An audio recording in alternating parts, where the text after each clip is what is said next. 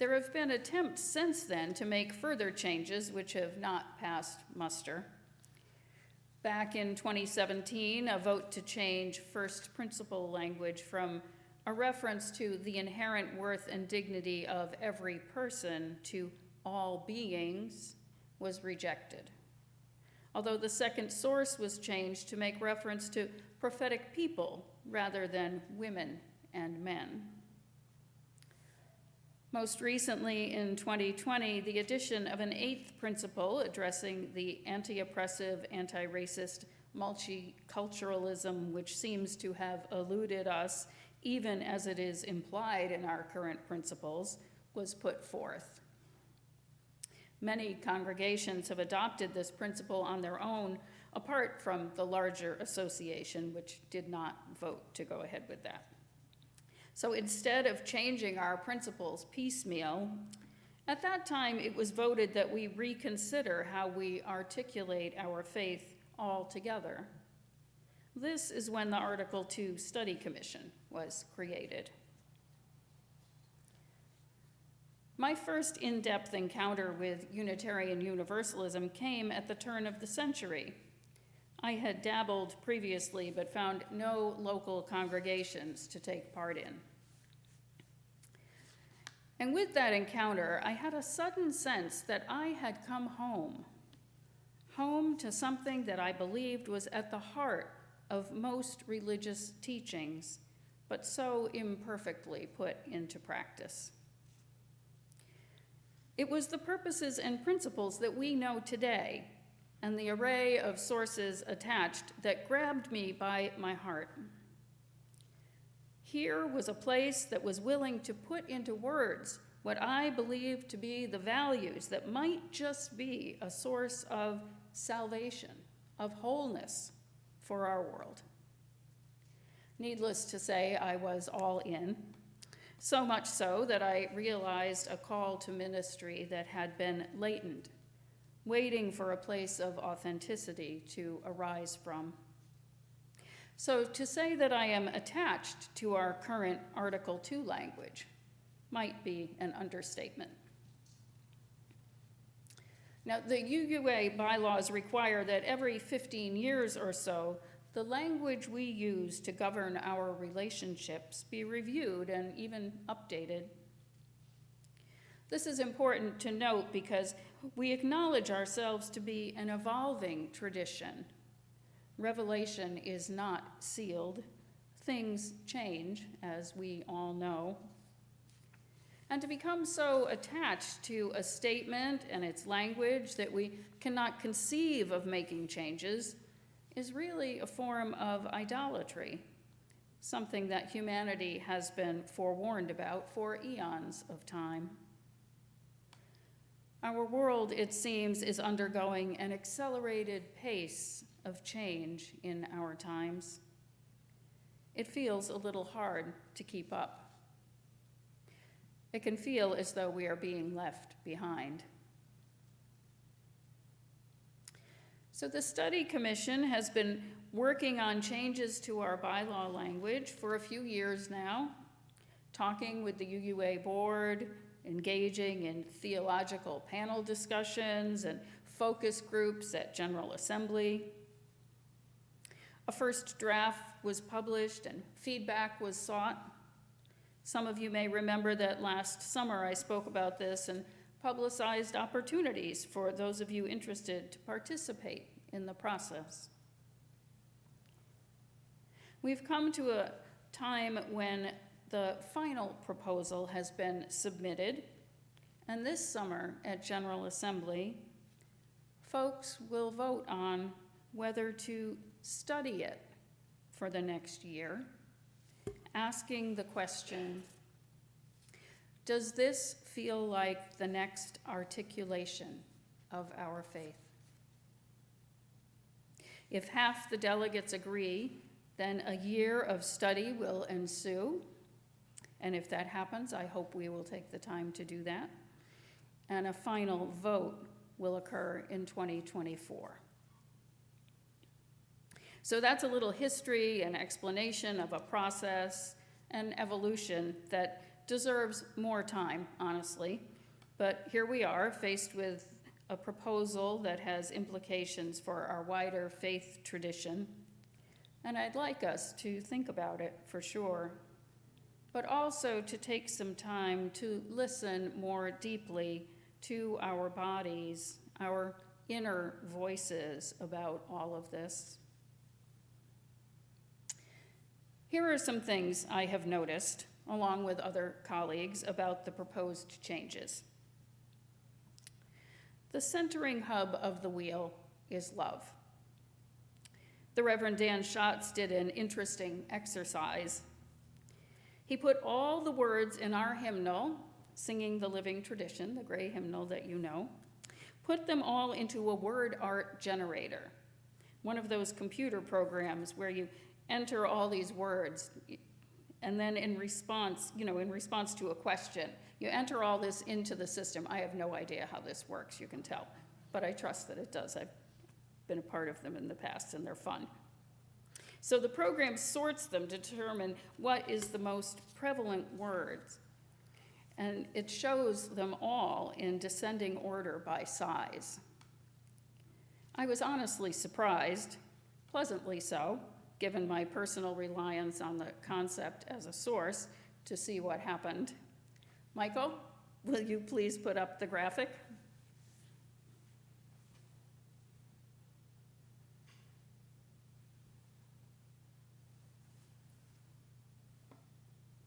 Can we see it? So as you can see, the largest word is love. I hadn't realized its pervasiveness, but there it was. Of all the words that make up our hymns and readings, love is a constant theme. And for us here, too, love is the spirit of this place. We say it each week, the essence of all that we are and do, the thread woven into the fabric of this community. The spokes of the wheel are made up of 6 themes, ultimately the values that undergird our faith. And they are interdependence, equity, transformation, pluralism, generosity, and justice. The language says that they are inseparable from one another, these shared values. One thing I noticed was that our mission reflects some of this. We say that we are seeking after equity and justice, 2 of the prongs illustrated. Our desire to nurture inclusivity is expressed in the concept of pluralism. Our encouragement of free minds and spirits is captured in transformation. Our foundation of service speaks to a generosity of presence and resources. In these ways, I feel the intentions expressed in the proposed language to be aligned with who we say we are here at UUMH. So I'd like to do a little exercise together to help us get a sense for how we feel about these proposed values, to gauge our initial reactions. We are in the midst of a thinking process, but also a spiritual one, because we are tending to values which are very deep and personal to us as individuals. No matter when we arrived on the scene and which set of Article 2 bylaws language we encountered, each time there is a change, we feel it. Whether we agree with the process or the language itself, and as we have been talking about this month, the whole thing can be a bit unsettling. Change is uncomfortable. We are in a vulnerable place here at the Meeting House as we undertake internal changes that will ensure our sustainability. And now we see that there is this added layer of vulnerability at the association level. So this exercise will allow us to pay attention to our emotional reactions to the changes and to attend also to any contrary opinions that might be rooted in maybe grief over losing something familiar. We are going to pay attention in 3 ways. First, to what we are feeling, then to what we are thinking, and then to any opinions forming. So we'll enter into a time of deeper reflection on these objects of our attention. And during this practice, you can feel free to speak out loud words and phrases that catch your attention, or just make note of them within. The text will be presented on the monitors, each piece of language for about 40 seconds, which is longer than you might think. Read through while they are on the screens and begin to let them speak to you. Listen for what you are feeling and thinking. So let's get comfortable, and Michael will play the video for us. If you need to move up to see the screens better, go ahead. I'm going to come down so I can do it with you.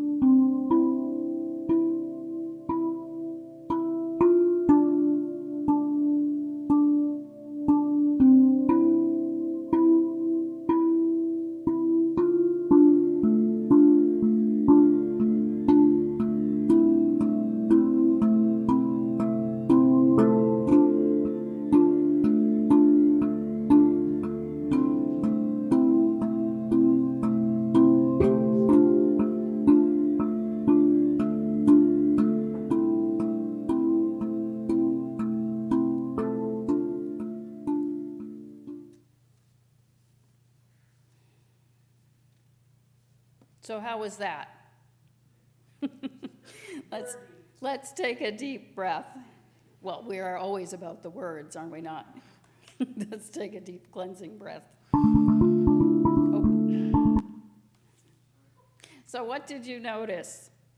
Does anyone want to share a feeling that bubbled up? We'll have a chance to talk more about this after the service and a bit of coffee if you'd like, but are there initial words or phrases that come to mind? Anyone? Pavia? I'm always in favor of brevity when it's possible. Yes. And I would have phrased, let's work to eliminate all systems of oppression. So you notice we're leaving out mentioning racism, which is horrible, but just let's eliminate all systems of oppression. Yep. And I personally was very distracted by the music. Yeah. Thank you.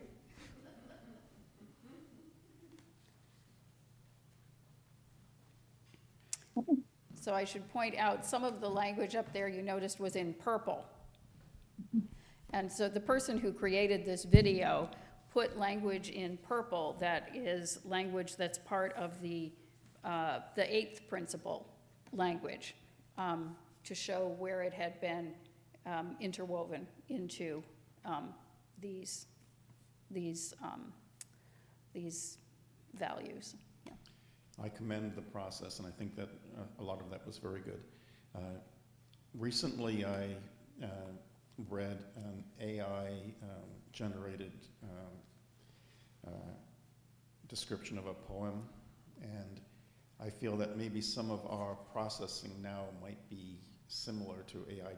The sentence, as Pavia said, there was a lot of words in there. Yes. And it was so, the sentence structure was so balanced, there was no passion to each of the phrases. And I think that as we go through this new thing with artificial intelligence, we might be becoming more like it. Because the sentence structure was very predictable, and but there wasn't any passion in the sentences. Mm-hmm.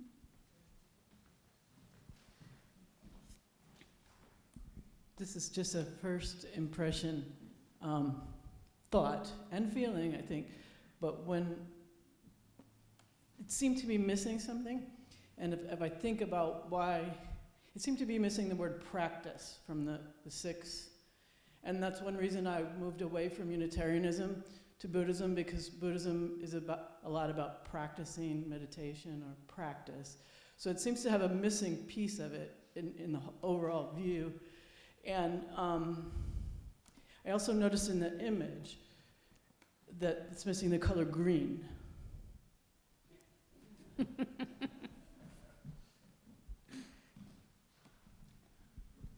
I actually liked the music.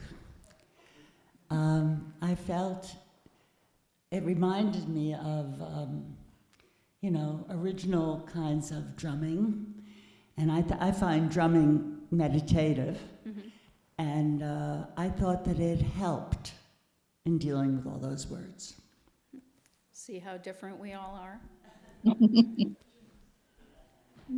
Is there anyone on Zoom who has a thought they'd like to share quickly? You can raise your hand. Liz? Yeah? One of the things that I noticed was it's very much written language. Most of the time, it's helpful to be able to describe to a friend what is Unitarian Universalism all about in a conversational way.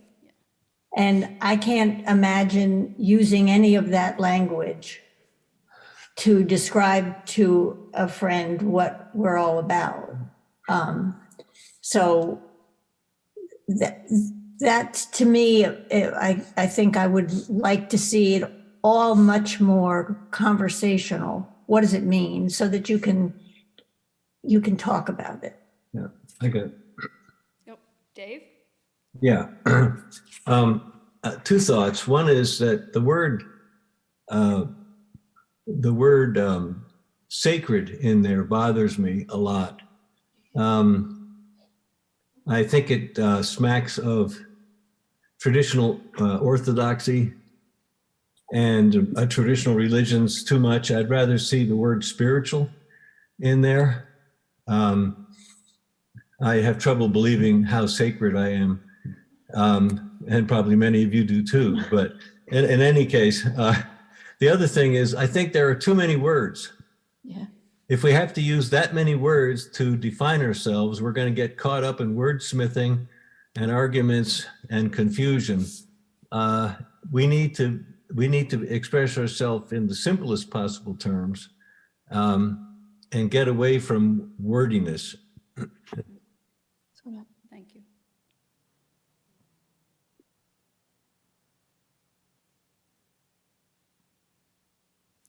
So I will just say in response to some of that is that we have to remember that this is language that is part of the Unitarian Universalist Association bylaws. So it's bylaw language for sure. You know, just like our current purposes and principles and sources are. There are as many ways of expressing the intent of that language as there are people, I would assume. And we all need to come to that place of being able to talk about our faith in a way that is meaningful and that people can understand. Yeah. So obviously some of you have been ready to talk about this, but maybe not all of you are ready to talk about this, and you want to mull it over a bit. And I hope that you will spend some time considering these changes over the next couple of months, talking to one another about them, talking to me about what you discover. And maybe we'll make a second time for conversation, and I'll have some handouts available after the service as well that go over some of what I talked about today. And so you can have a better chance to look at it all. So this has been an interesting process for me, and I certainly have my own opinions, which I won't be sharing today. I want you to have your own opportunities to reflect, unencumbered by your minister's inner work. But I will say that it has been inner work. This is the faith tradition that I love, and a certain brand of it was what called to me, body, mind, and spirit. And now I'm being asked to reframe that. Not exactly to let go of it, it's about values as I see it. So are these representative of what I value, what we value? And it has always been about covenant. We have no creedal test here in Unitarian Universalism. We are a covenantal faith, always have been. Does this explicit language about covenant suit us? You noticed it repeated. Can we be comfortable with the promises we are making to one another in this version of Article 2? If these were our stated values and actions when you first encountered Unitarian Universalism, would you have felt a connection? Lots of questions. Always I am with the questions for you. I encourage you to take the deeper dive into this process, to explore what this faith means to you, and to consider this evolutionary step. Together we know we are rooted in love. May that love sustain us through this time of change into a bright future, nourished by this incredible faith. Blessed be, and amen.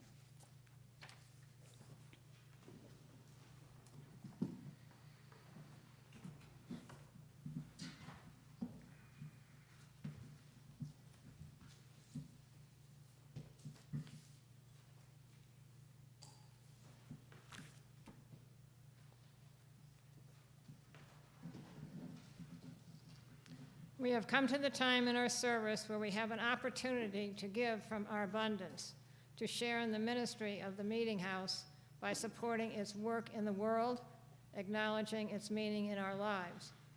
You can give in all different usual ways as we pass the basket, with cash or check, by mailing a check to the office, or online at our website.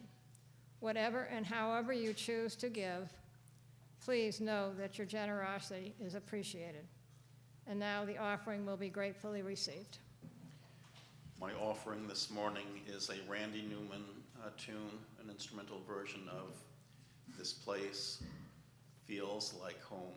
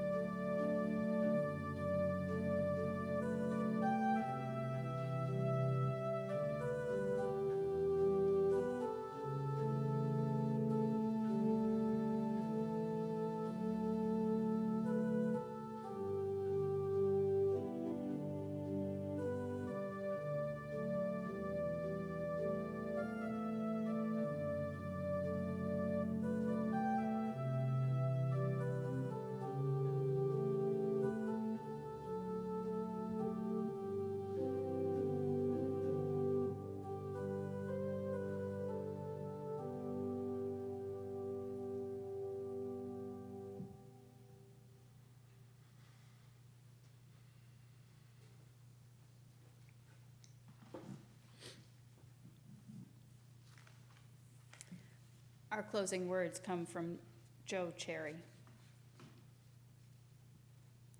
This is my prayer. Please let the center hold. The center is what holds our faith together. The strength of the center is what allows us to stretch farther into the future, to the unknown, the untried, the uncertain, the unnerving, the place where growth happens. Let the center be strong, and let the center of this living tradition move with the times. Let the center of our living tradition lead the times. May the strength of the center strengthen us as we seek, as we embody compassion, work for equity, and demand justice for all. Our closing music today is a video, Keep On Moving Forward, from Emma's Revolution, recorded in 2020 with Pat Humphreys, Sandy O, Melanie DeMoore, and Robin Berdulis for the 2020 virtual UUA General Assembly.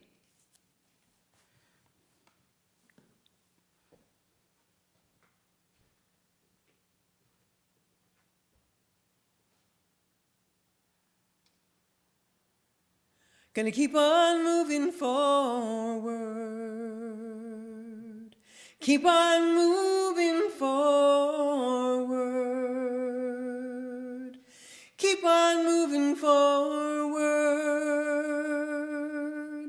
never turning back, never turning back. Sigamos adelante, siempre adelante, siempre adelante, sin volver atrás, sin volver atrás.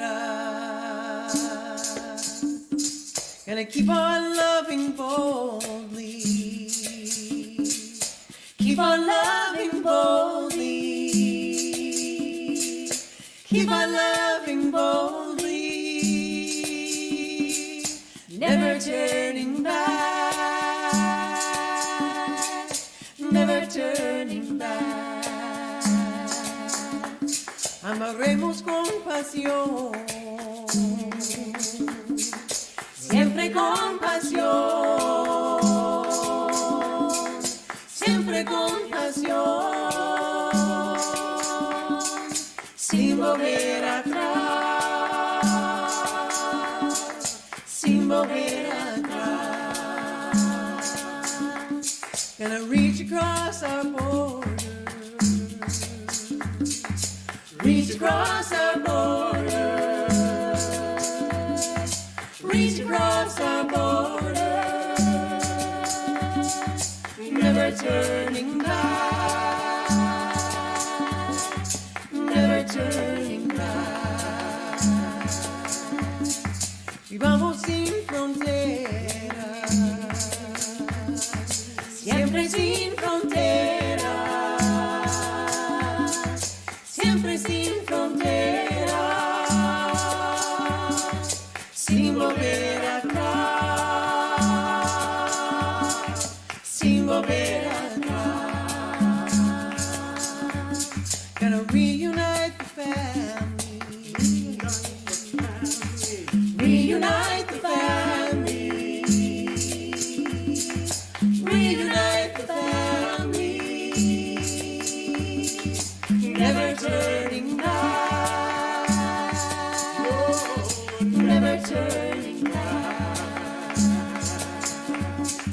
Familias reunidas, siempre reunidas, siempre reunidas, sin volver atrás, sin volver atrás. Gonna keep on moving forward, keep on moving forward,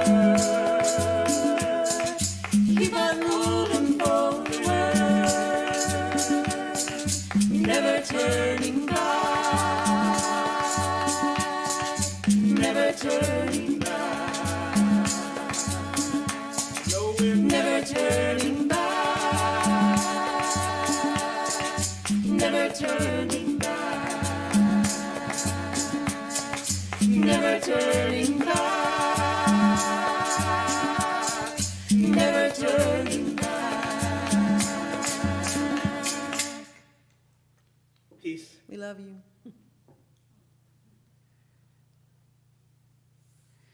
And the closing of Joe's prayer. Let our center hold, strong as an old oak tree, flexible as the willow tree, life-giving as an orange tree, evergreen as the pine tree, and as beautiful as the almond tree in blossom. Let our center hold you until we are together again. Please join us downstairs for coffee following the postlude, and if you'd like to stay for a little bit of discussion after that, I'm happy to meet with you.